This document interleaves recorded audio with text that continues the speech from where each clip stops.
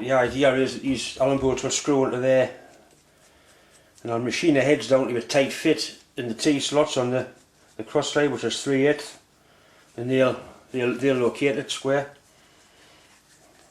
I'll take the chuck off and put a collar chuck on to machine them.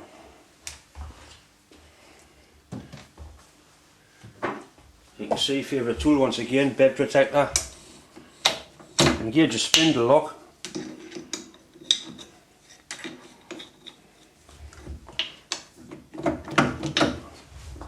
The chuck wasn't tight. If the chuck had been tight, I put a bit of hexi bar in and I use a big spanner so I can loosen it.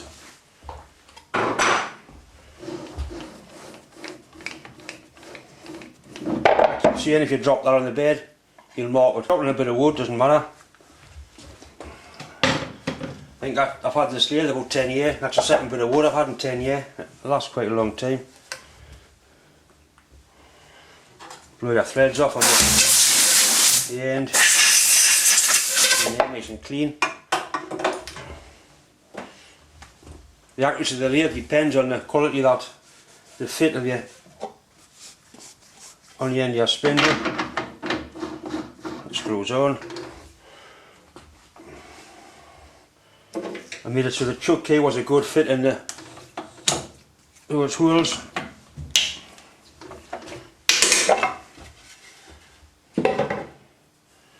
Right, we need a collet in.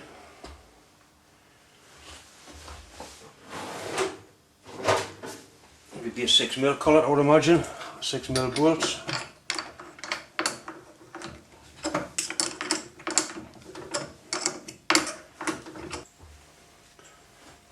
Just 6mm collet. It's a nice fit in there. Collet goes into a recess in the inside the holder to make sure that's nice and clean as well. A bit of oil or a bit of spray on there, not hurt. Screws in. I've got some stainless cap heads, so I might as well use them. It's easier to machine than an ordinary cap head. It's very hard.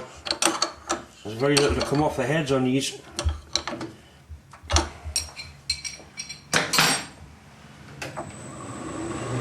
And nice and true.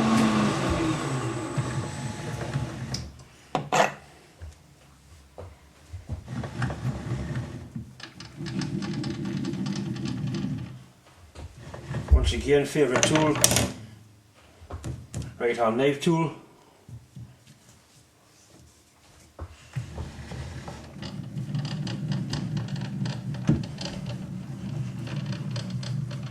Just going to have a measure of that.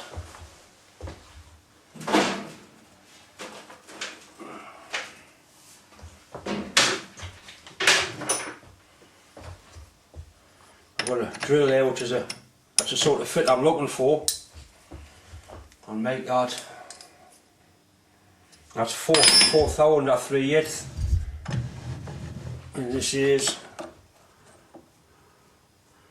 12/10 above 3/8, so 1/16 of it, 8/10 side.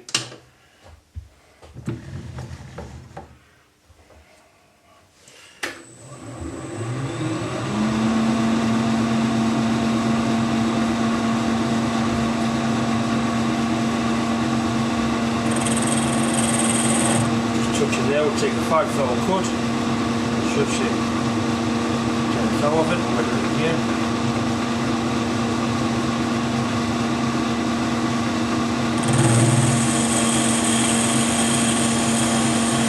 You really tough bit of stainless this stuff.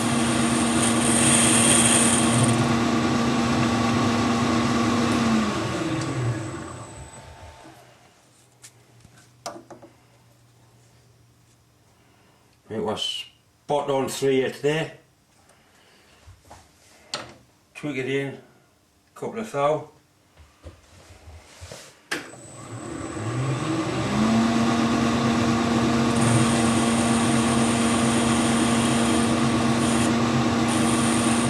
And a bit of spring out would just be a thin board. Take a couple of cuts.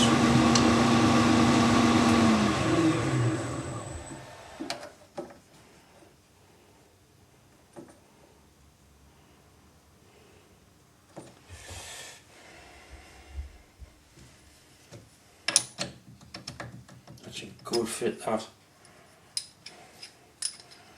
That is 4th thou up there, and that is one more cut, same setting. You just get on the thou.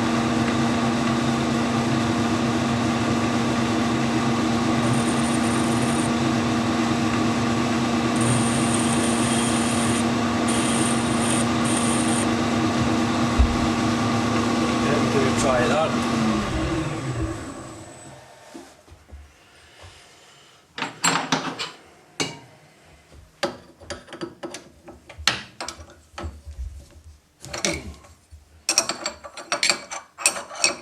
Right, we're just working on the camera.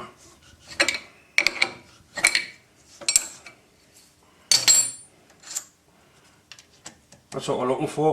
So I can machine the other one in one go, because I've left the cross slide.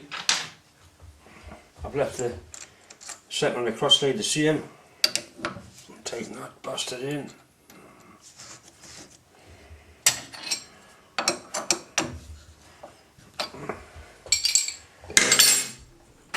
Do this in one cut, nice and gently. Not take the grater off.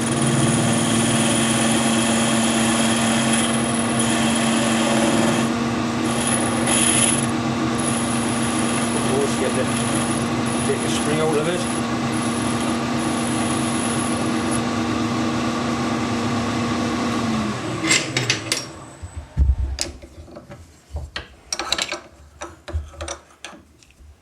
Oh, you bastard!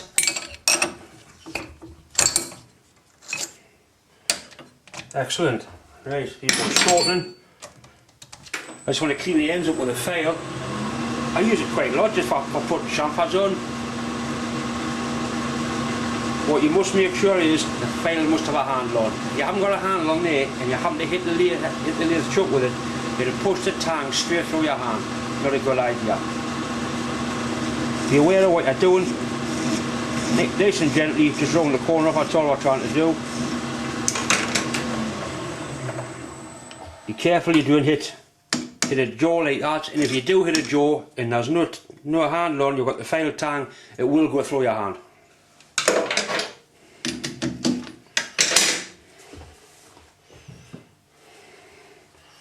Okay, we'll screw it in.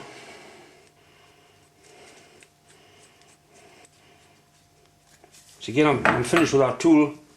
It takes seconds to take it out. It'll take weeks for the cut in your wrist to heal up if you catch it. Right, so good. You go in there like that.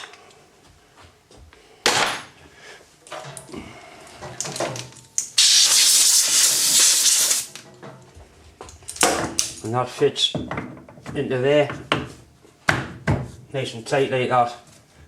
That's pretty well lined up.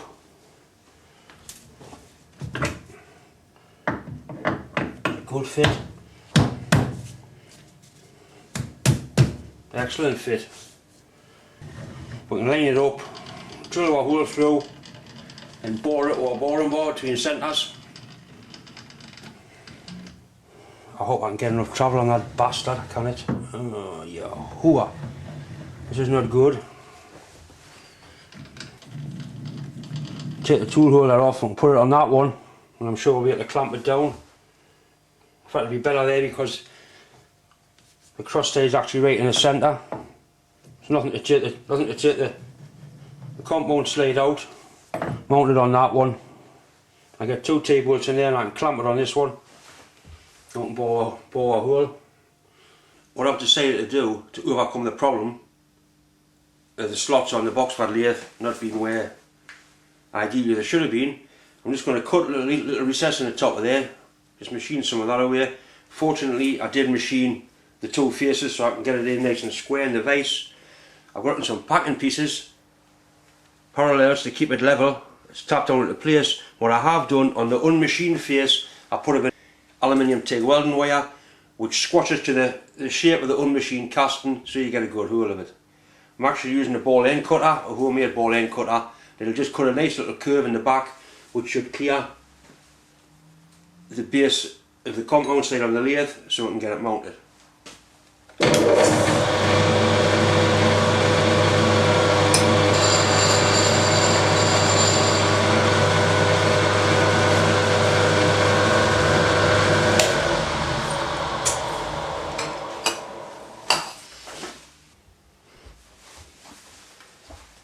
See what I've machined away just to get a bit of clearance. That now fits into that slot on there quite nicely. And it's got clearance on there. So all I'll do, I'll put a T-bolt in there and clamp it down there, and with two T-bolts in the back just so I can bore the hole. Right, so I've got my two T-nuts in the back. I've got plenty of clearance now on the cross slide, so I'm going to make up something to hold that into place.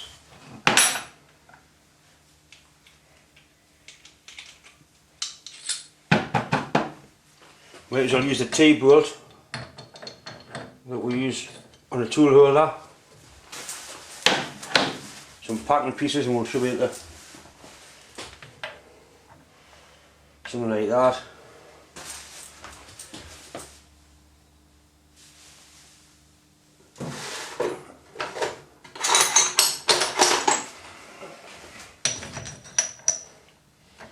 And just a piece of that there, and that should do the job.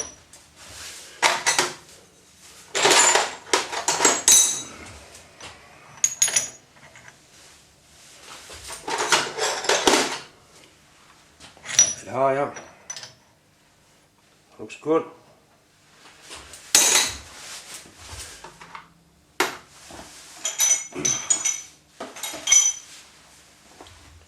Spacer pieces on here. Here's just your bearing tracks. Get them from work off. Bearings have been changing out. I seem to get the right height no matter what you get.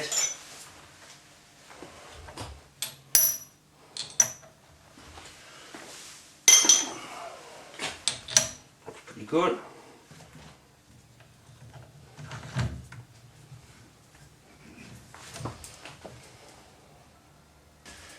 Set in the spanner and nip it down the back.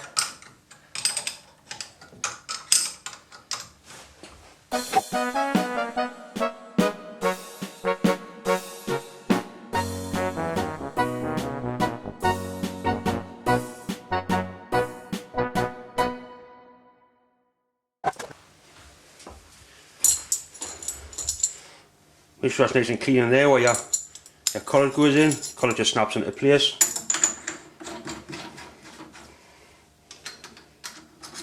Centre drill.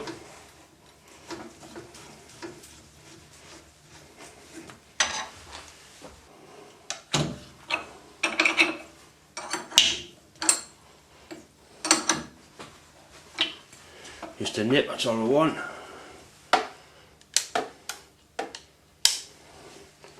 Make sure the layer's out of gear, out of running nice and true. Okay, so what we want now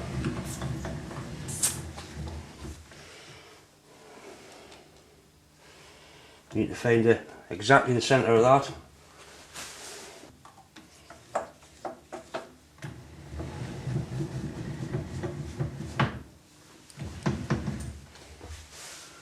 And in my eyeball that looks spot on.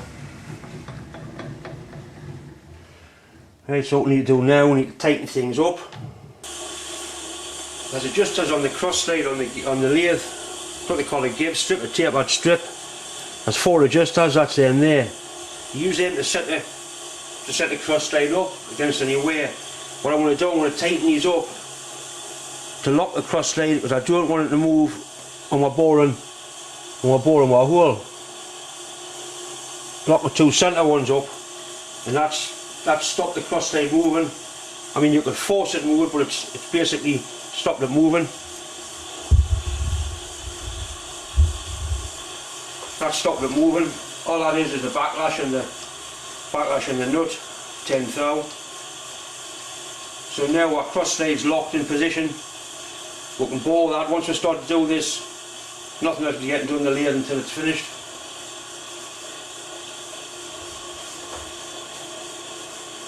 So we're going to bolt it down onto a cross slide. It's on the centre of that's on centre height. We'll measure that in the milling machine, and we'll machine the base to get the height we wanted.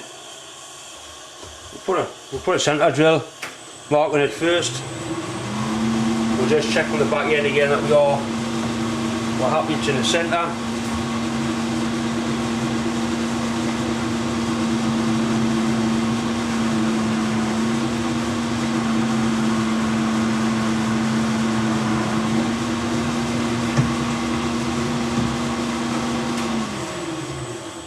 We'll have a look again and mark one eyeball, says it's absolutely spot on the centre.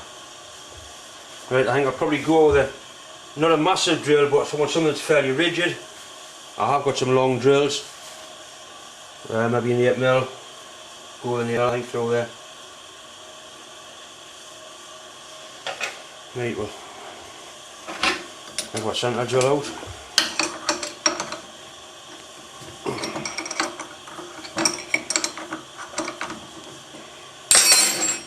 You could just use the lathe chuck on here, the whole thing, but I've got this, it's accurate, so I might as well use it.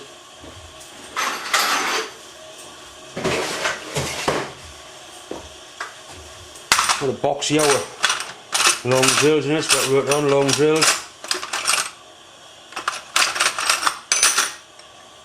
It's a nice one, brand new one I think. It's about 8mm, it's an 8mm collet so it must be.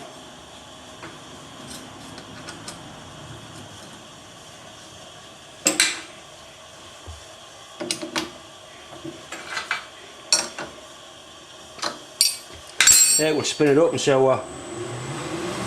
running nice and true. I think I'll just feed it, I could be putting a power feed on, but I think I'll just feed this in by hand.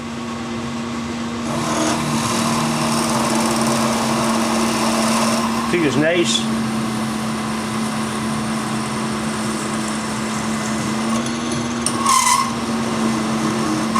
Slow it down a little bit.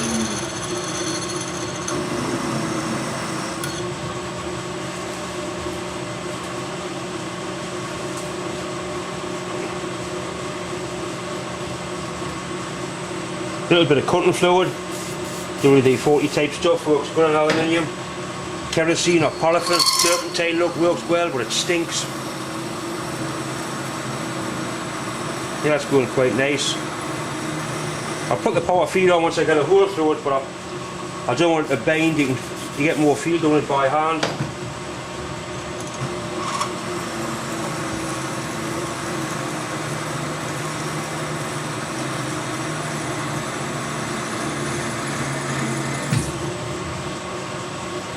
See, I'm going to cast some more of these. I'm just really experimenting how to machine this one, because I have got that little bit of shrinkage problem in there. I've had one or two people inquiring about supplying castings for this job. I probably will supply castings, but not until I get them right.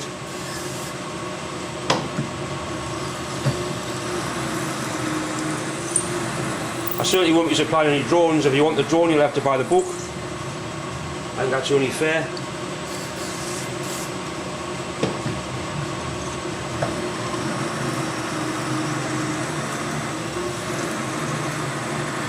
You could probably make it without the book, but the book's got lots of other useful information in it.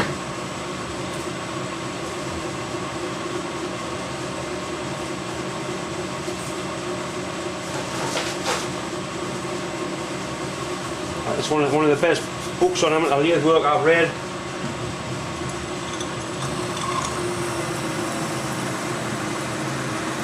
Keep pulling it out, getting a shot of the chips.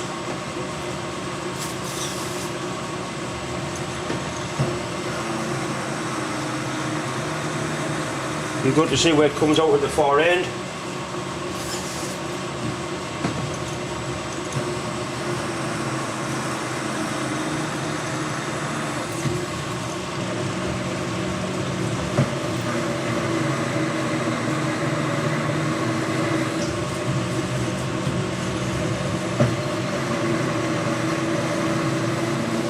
There she goes. I've got a little pip. Oh, look at that. great surprise really. What I wanted. That's excellent, that. Can't get any better than that really.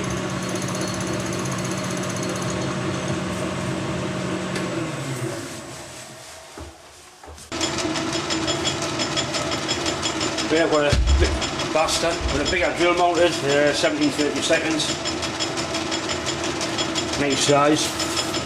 It's imperial size. I put a power feed on. I'm using this drill because it's a new drill. It's nice and sharp. Power feeds on, nice and gently.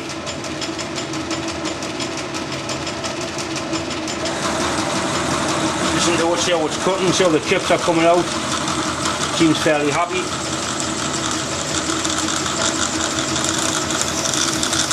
Put the lubricant on it. It's just aluminium, it's nice and soft.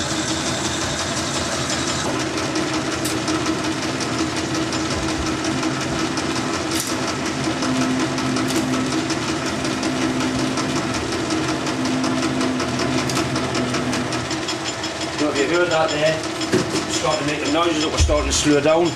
That's why the drill's not clearing the chips away.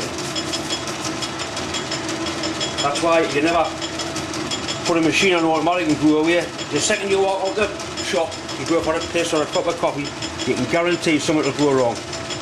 It'll cut merrily all day till you walk away and then something will go wrong. I just heard the load go on the machine, just put it in time. You keep backing it out, get shot of them chips.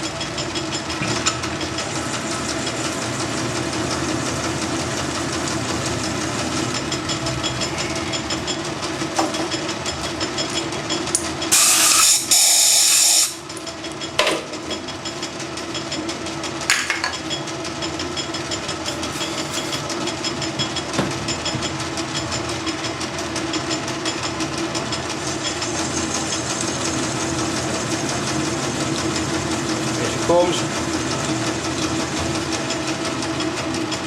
Lovely jubbly. Right, so right through.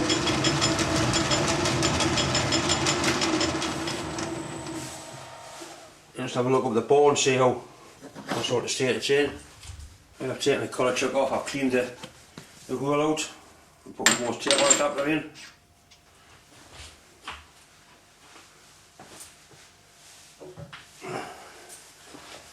Get a nice, get the top home with the rubber hammer. You'll need to break a shite out of it.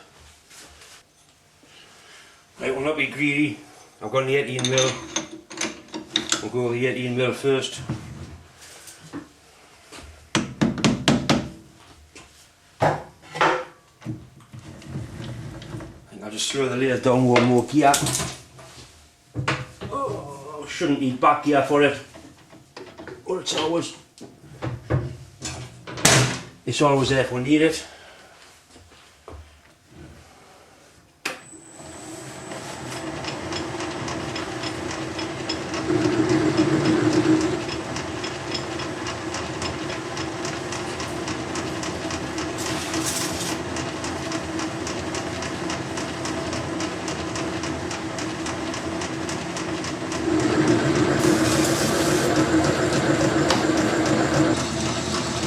I've just disengaged the power feed there and tried by hand, and I can feel it's effortless, it's cutting effortlessly. If there was no resistance on there, I would do something, I would go up smaller drill or sharpen the drill, but it's going through there quite nicely.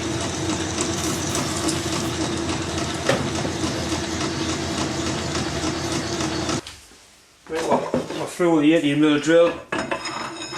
Take it out.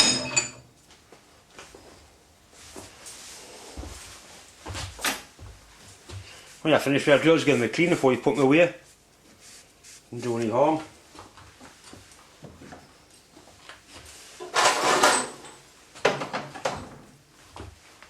You notice I clean it with a bit of rag as well. Don't run your fingers down the flutes, they're sharp.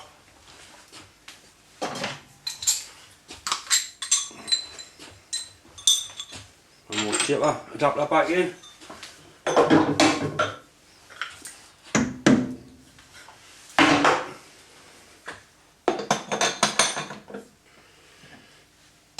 Right, we've got our 22mm drill.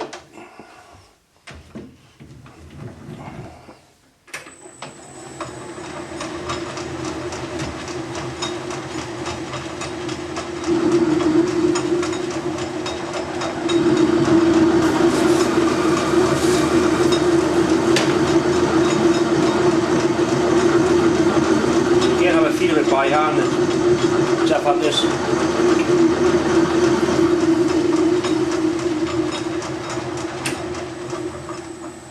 What I've done, I've left the bastard rod in the back of there. That could have been nasty if the other had been running faster. And what I'm doing, I'm trying to machine this, and I'm trying to video it at the same time and talk at the same time. That's how you can make mistakes. I'm going to leave that in. Maybe it'll stop somebody else doing it, I don't know. And what I could do, I could do loads of video and I could cut all the bits out where I make mistakes, where things go wrong. But I think that would be false. It's, I think a lot of people appreciate that I leave these things in.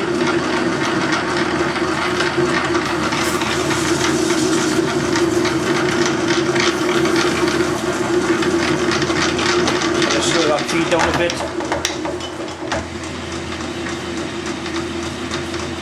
You get the difference there between making nice noises, because machines make nice noises, and make nasty bastards as well. That would make a bit of a nasty noise.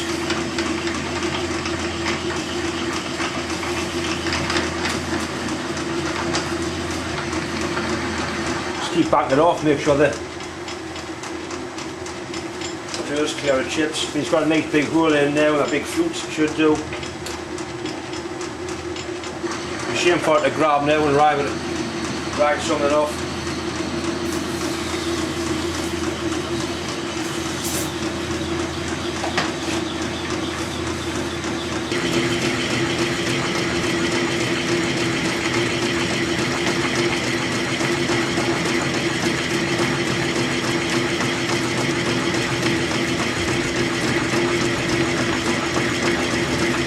That's one inch drill. Just more and more in, more in, get it more to size.